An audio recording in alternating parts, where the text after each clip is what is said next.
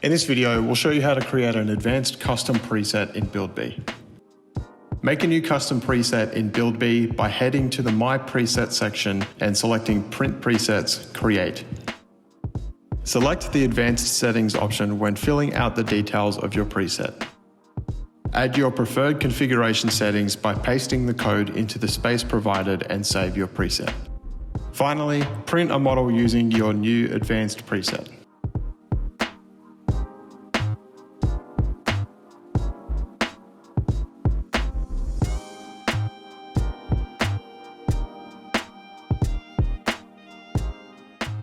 Thank you for watching.